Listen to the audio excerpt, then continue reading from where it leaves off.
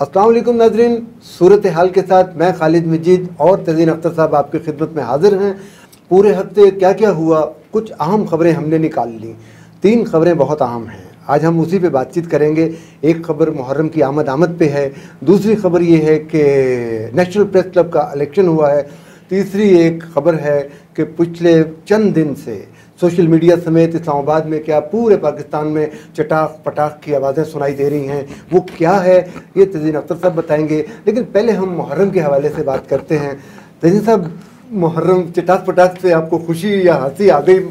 क्योंकि ये लफ्ज़ ऐसा होना चाहिए था। मैं चटाख पटाख पे भी ज़ाहिर है तो इम्तिजाज बड़ा आपने खूब बनाया है कि मुहर्रम है और फिर चटाख पटाख भी है। हाँ। तो एक ज़रा अलमनाक है, दूसरा जो है वो ज़रा वो मजाकिया सा है। तो मेरा ख्याल है हम मुहर्रम से बात शुरू करते हैं कि मुहर्रम की आमद जो है वो दुख परेशानी हर चीज़ साथ साथ होती है, एहतराम भी है, हमें गमे हुसैन के साथ साथ अपने आप पे बहुत सारी चीज़ें जो हैं वो ममनू भी करार देनी होती हैं। उन्हीं में एक फ़िरका वारियत है, उसको भी मेरा ख्याल है हवा नहीं देनी चाहिए लोगों को। आप इस बारे में कुछ थोड़ी नहीं, ये तो बिल्कुल मैं तो कहूँगा कि बहुत बड़ी बात आपने कर दी कि मुहर्रम का असल पैगाम ये है कि फ़िरका वारियत तो बिल्कुल नहीं होनी चाहिए जी। मुहर्रम का पैगाम एक आफाकी पैगाम है और फ़िरका वारियत तो एक बहुत छोटी चीज़ है, बहुत एक नापसंदीदा, और अल्लाह ताला ने मना किया है कि आपस में तफ़रक़ाबाज़ी ना करो। और नबी करीम सल्लल्लाहु अलैहि वसल्लम का पैगाम भी यही है, इत्तेहाद और इत्तेफाक। और हज़रत इमाम हुसैन अलैहिस्सलाम और उनके जो साथी थे, उनके जो अहले बैत थे, उन्होंने जो इतनी बड़ी कुर्बानी दी वो अपने दीन के लिए दी। और दीन जो है वो इज्तिमाइयत की तरफ लेके आता है, वो फ़िरका वारियत की तरफ तो नहीं लेके जाता। तफ़रक़ा है ही नहीं दीन में तफ़रक़ा है ही नहीं, बिल्कुल नहीं है। तज़ीन साहब, मुझे अपना एक शेर याद आ गया कि मिसाक़े करबला को निभाया हुसैन ने और दीन मुस्तफ़ा को बचाया हुसैन ने। देखिए, उस वहाँ से हमने अपने दीन की एक नए सिरे से इब्तिदा की है। जी हाँ। और आज फ़ी ज़माना जो है, फ़ी ज़माना पूरे ज़माने में भी, पूरे आलम इस्लाम में भी और पाकिस्तान में बिलखुसूस इस इत्तेहाद और इत्तेफाक की जितनी आज ज़रूरत है पहले शायद कभी नहीं थी। और फिर जो हमें पैगाम दिया गया, जो हमें इल्म वहाँ से मिला है, उस इल्म को निभाना और उस पर अमल करना, ये सारे न सिर्फ मुझ पे, न सिर्फ आप पे, बल्कि सारी इंसानियत, सारी खुदाई पे लाजिम है। और ना ही ये है कि कल परसों एक पोस्ट आपने भी देखी होगी, सोशल मीडिया पे फिर चल रही है कि हज़रत हुसैन अलैहिस्सलाम वो किसी एक फ़िरके, गिरोह या लोगों के नहीं, वो सबके हैं। उनका असल पैगाम है जब्र के सामने इंसाफ के लिए खड़े होना, जब्र के सामने सब्र का मुजाहरा करना। अच्छा, वो शेर एग्जैक्ट जो है वो मुरतब हो गया है, वो है इंसान को बेदार तो हो लेने दो, हर कौम पुकारेगी हमारे हैं हुसैन। जो आप बात कर रहे हैं ना, बिल्कुल वो यही है कि हर कौम पुकारेगी हमारे हैं हुसैन जी। इसी तरह शहरों में मैं तज़ीन साहब पूरे लोगों से ये दस्त बदस्ता वो गुजारिश कर रहा हूँ कि यार, ये जो एहतराम के दिन होते हैं, ये जो मोहब्बत के दिन हैं, जो एक दूसरे का ख्याल रखने के दिन हैं, इसमें सब्र, तहम्मुल, बर्दाश्त, ये सबको अपनाना चाहिए। और अगर ये होगा तो मेरा ख्याल है किसी किस्म की कोई भी हमें किसी जगह से भी कोई गर्म हवा नहीं आएगी। गर्म हवा से मुराद बुरी खबर है। आपके बहुत से मसाइल जो हैं माशरती भी, कौमी भी, और जो उम्मत के जो मसाइल हैं वो हल हो सकते हैं। अच्छा, अब मुहर्रम की ये जो आमद है ये आ रही है, अभी हुकूमत ने तो कहा है कोरोना पे हमने काबू पा लिया, लेकिन असल बात तो ये है अभी आप शिद्दत से निकले हैं। तो मुहर्रम के दौरान कोरोना के हवाले, क्योंकि इज्तिमात होते हैं तो उसमें सोशल डिस्टेंसिंग या SOPs जो है उनका ख्याल रखना बहुत ज़रूरी होगा। क्या ख्याल है आपका? बिल्कुल, ये बहुत अच्छा कर दिया आपने कि ये जो है ना मजालिस में भी, और जहाँ पे कहीं जुलूस हों, जहाँ पे आज़ादारी हो रही हो, वहाँ पे सबको ये जो SOPs हैं इसका ख्याल रखें तो यकीनन बहुत अच्छा होगा, बेहतर होगा। उसमें सैनिटाइज़र्स मौजूद होना, मास्क का इस्तेमाल करना बहुत ज़्यादा ज़रूरी है। और ये आपकी अपनी सेहत के लिए ही ये एक बेहतर चीज़ है। और जो जहाँ पे बहुत ज़्यादा इकट्ठ हो, जैसे इमाम बारगाहों में जब वो होती है मजलिस होती है, तो फिर लोग बहुत सुकड़ कर करीब करीब बैठे होते हैं, तो उसमें भी वो ज़रा फासला रख लें तो ये मरहला भी कोशिश की जा सकती है। मतलब ये कोई नामुमकिन चीज़ नहीं है, कोशिश ही करनी है। तो जैसे दूसरी खबर बड़ी अहम है। अच्छा, ये मुझे बताएं कि आपने शुरू में कहा जी कि हम आज बड़ी अहम खबरें, हम तो हर प्रोग्राम में अहम खबरें लेके आते हैं। हाँ नहीं, हमारी खबर हर खबर अहम होती है, अपने मकाम पे वो बिल्कुल अहम होती है, लेकिन इस दफ़ा एक जो सबसे ज़्यादा अहम खबर है वो मैंने तीसरे नंबर पे रखी है। वो आपने तीसरे, चलें उस पर ज़रा वो बात कर लेंगे। पहले हम नेशनल प्रेस क्लब का इलेक्शन हुआ और पूरे पाकिस्तान में हर जर्नलिस्ट की नज़र उस पर थी और बड़ा अच्छा खुश उसलूबी से हो गया। वहाँ पे यहाँ तक सुनने में आ रहा था कि जी कोई तसादुम भी हो सकता है, कोई लड़ाई झगड़ा भी हो सकता है, लेकिन सारे ग्रुप जितने भी सामने थे, जो पैनल से, उन्होंने बड़े अच्छे तरीके से, बुर्दबारी से, तहम्मुल से सारे प्रोसेस को पाए तकमील तक पहुँचाया है। जी हाँ, देखें जो चीज़ें हैं, प्रेस क्लब के इलेक्शन को इलेक्शन ही रखना चाहिए जी। उसको एक तो हक़ व बातिल का मार्का ना बनाएं आप, ठीक है। दूसरा, इलेक्शन जो है इसमें जितनी सियासत की ज़रूरत है वो आप करें, सियासत में आप अपना मंशूर दें, आप दूसरे के हवाले से बिल्कुल आप उजागर करें कि उसने पिछले साल क्या कर दी की या नहीं की, वो आपका हक है। लेकिन इस बार बहुत एक जो तशवीशनाक चीज़ है वो ये सामने आई कि ज़ातियात बहुत ज़्यादा इसमें हो गई मुलवस और फिर FIR तक हो गई। हाँ जी, ठीक है। फिर ये है कि एक दूसरे के बच्चों तक पहुंच जाना, ये एक इंतहाई बच्चों के हवाले से कुछ डिस्कस करना या बच्चों को और सोशल मीडिया पे डिस्कस करना। हम सारे सहाफ़ी हैं, हमें इसी शहर में रहना है, यहीं पे हमें काम करना है, और सहाफ़ी को तो समझा जाता है भाई ये एक बड़ा पढ़ा लिखा और एक बुर्दबार और लड़ाई झगड़ा ना करने वाला बंदा है, ठीक है। तो हमारे जो मुंतखब हो गए हैं उनको मुबारकबाद, जो मुंतखब नहीं हो सके वो अपनी जिद्दोजहद जारी रखें और अपोजिशन की सियासत करें, वो भी बड़ी अहम है, वो भी आप नुमाइंदगी कर रहे हैं प्रेस सहाफ़ियों की, और अगले इलेक्शन की तैयारी करें। और जो लोग मुंतखब हुए हैं उनको ये मेरे ख़्याल में उनकी अखलाकी ज़िम्मेदारी ज़्यादा है कि जो लोग मुंतखब नहीं हो सके और उनमें से किसी के साथ कि कोई मामलात ऐसे हैं जो लड़ाई झगड़े के हैं और FIRों के हैं, वो उनको चाहिए कि वो कोशिश करें कि कुछ और 2-4 बड़े जो हैं दोनों के मुश्तरका जिनका एहतराम हो उनको लेके तो इन मामलात को ख़त्म करें और एक मुस्बत और अच्छी सियासत जो है उसको आगे फरोग़। लेकिन सियासत के सीने में तो दिल नहीं होता। दिल नहीं होता, लेकिन वो मतलब बातें तो बहुत सी, ये भी एक बात बनी हुई है, सियासत के सीने में दिल नहीं होता तो आप कोई ट्रांसप्लांट करवा नहीं मतलब वहाँ पे ये जो अभी पहले आपने बात की ना कि जी पर्चे कटवा दिए, FIR होगी, ये मैं उस हवाले से बात करूँ। दिमाग तो होता है ना, असल बात ये है कि दिल और दिमाग दोनों चीज़ों से सुननी चाहिए, लेकिन फैसला तो अक्लमंदी का होना चाहिए। अच्छा, जीतने वालों पे मेरा ख्याल है जिम्मेदारी ज़्यादा हो जाती है। अल्लामा इकबाल ने कहा है ना दिल और दिमाग के बारे में कि अच्छा है दिल के पास रहे पास बाने अक्ल, यानी दिमाग जो है वो दिल के पास ही रहे, अच्छा है दिल के आस पास, अच्छा है दिल के पास रहे पास बाने अक्ल, लेकिन कभी कभी उसे तन्हा भी छोड़ दे, ठीक है। तो दिल और दिमाग का ये तो कनेक्शन है मेरे भाई। बहुत सी जगह पे दिल का फैसला चल जाता है, बहुत सी जगह पे दिमाग उसको थपकी दे देता है। तो अगर सियासत के सीने में दिल नहीं है तो मैं तो कहूँगा भाई ट्रांसप्लांट करवाएं। और उनमें जज्बा है, जज्बात नहीं होते। जज्बा होता है कि जी हम ये कर गुजरेंगे, हार रहे होते हैं फिर भी एक जज्बे के साथ खड़े होते हैं, हौसला नहीं हार रहे होते। इलेक्शन की बाकी बातें एक छोटी सी ब्रेक के बाद करते हैं, क्योंकि मुझे 2 बातें बहुत आम याद आ गई हैं, उस पर हम बात कर रहे हैं। नाज़रीन एक छोटी सी ब्रेक लेते हैं, सूरत हाल देखते रहिए खालिद मजीद और तज़ीन अख्तर साहब के साथ, मिलते हैं ब्रेक के बाद।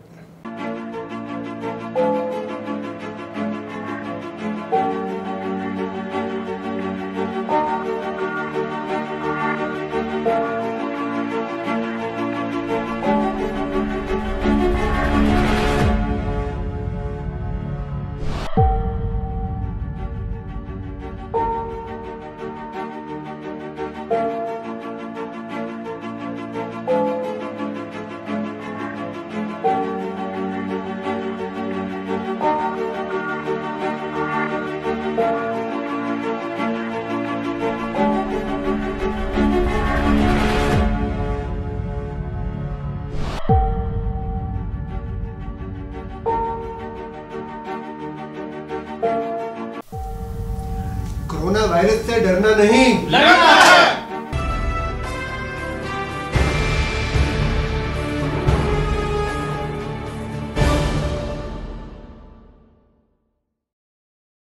वेलकम बैक नाज़रीन, आप देख रहे हैं सूरत हाल खालिद मजीद और तज़ीन अख्तर साहब के साथ। तज़ीन साहब, इस दफ़ा के नेशनल प्रेस क्लब के इलेक्शन में दो बातें बहुत अहम हैं। पहली बात यह है कि कुछ लोग दोबारा जीते हैं और एक नौजवान ऐसा है जो सिख बरादरी से हैं। सरदार जी हमारे हरमीत सिंह जीते हैं। तारीखी एक काम हुआ। हाँ जी, और अब मेरे ख्याल है पाकिस्तान में एक पिछले दिनों हम पढ़ रहे थे कि आर्मी में भी एक सिख नौजवान जो हैं वो उनकी तस्वीर वगैरह देखी और बहुत हुआ। जी हाँ। तो एक जर्नलिस्ट जो है वो न सिर्फ जर्नलिस्ट बल्कि इलेक्शन में जीत के प्रेस क्लब के ओहदेदार हो गए हैं। जी हाँ। अब अगर हम सारे शोबों में देखेंगे ना, वो तो काफ़ी मिसालें आपको मिल जाएंगी।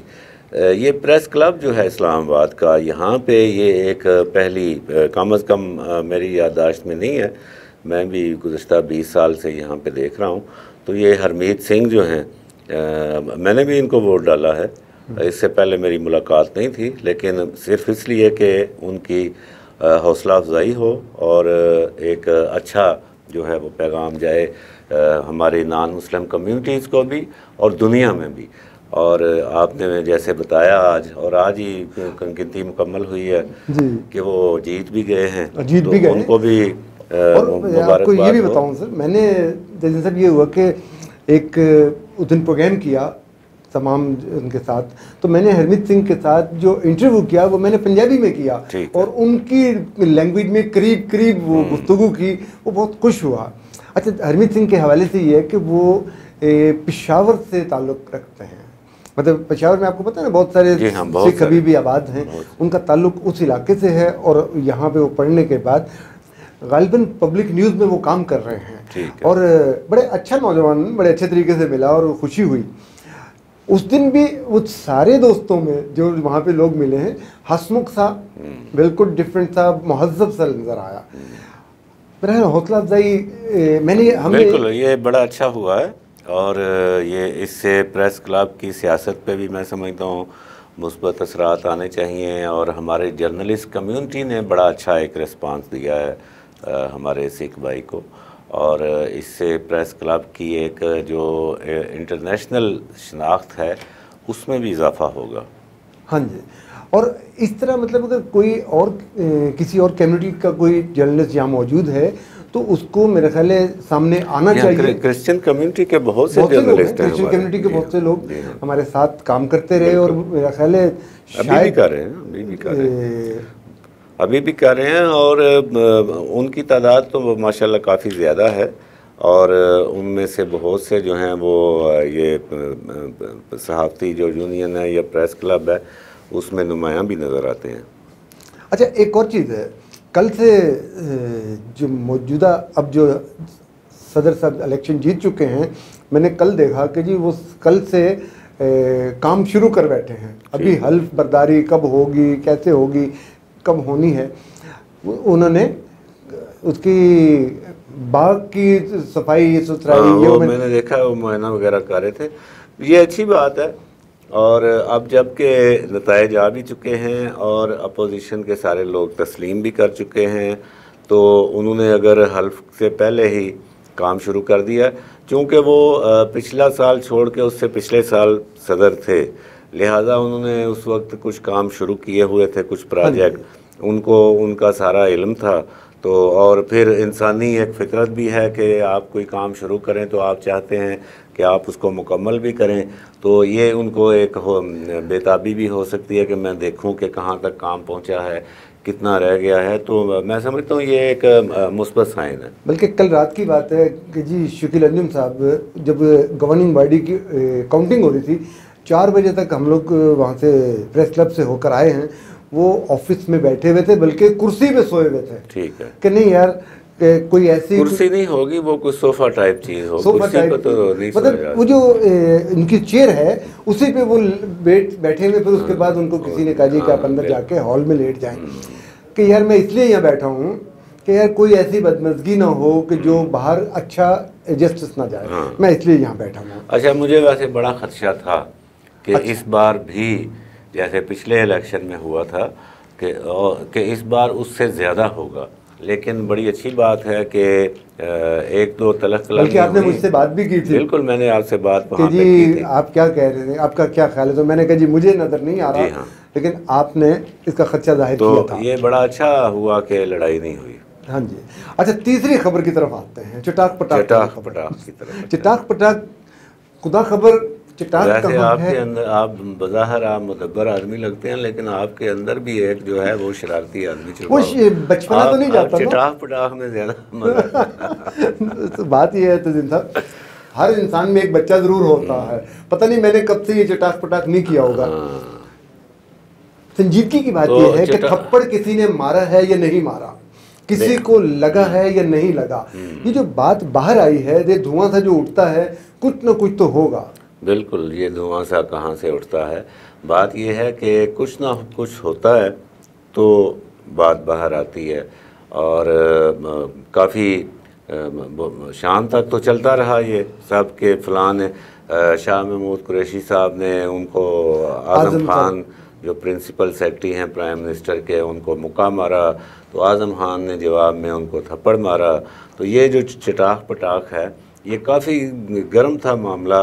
एक दो चैनलों पे चला बाकायदा, उसमें एक 92 भी है। और उसके बाद फिर ज़ाहिर है सोशल मीडिया पे पिक हो गया, सोशल मीडिया पे आया तो फिर धड़ाधड़ वो वायरल हो गया। ठीक है, तो इस तरह ये चटाक पटाक बना।